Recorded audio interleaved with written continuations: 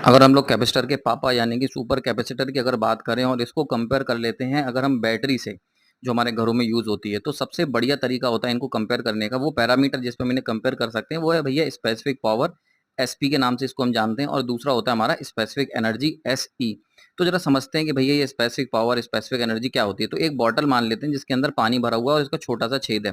तो बॉटल के छेद से पानी बाहर निकल रहा है जो इसका मुंह होता है, ठीक है। तो ये जो मुंह से पानी बाहर निकल रहा है ये बता रहा है स्पेसिफिक पावर के बारे में, ठीक है, कि जितना पानी निकलेगा उतनी ज्यादा स्पेसिफिक पावर।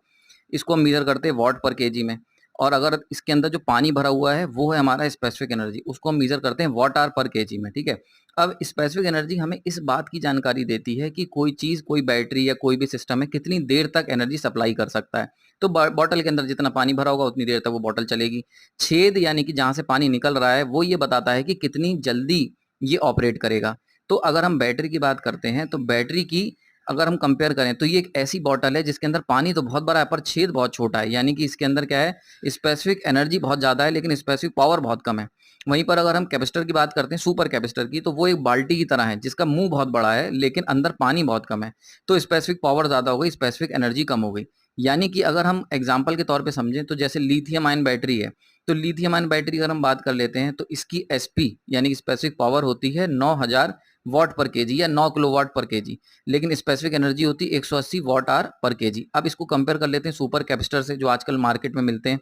इनकी जो स्पेसिफिक पावर होती है वो कितनी होती है, 500 से लेकर 700 किलोवाट पर केजी। समझ रहे हो, ये 9 किलोवाट, वो 500 से 700, लेकिन स्पेसिफिक एनर्जी 0 से 8 वॉट पर केजी होती है।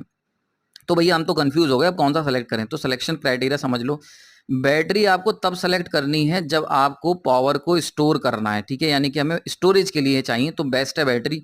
लेकिन अगर आपको जल्दी से पावर रिलीज करनी है तो वहां पर क्या होगा, कैपेसिटर बहुत बढ़िया काम करेगा। तो वहां पर आप सेलेक्ट करेंगे सुपर कैपेसिटर को, जहां पर आपको बर्स्ट ऑफ पावर मतलब एकदम से पावर क्विकली रिलीज करवानी है। I hope this helps.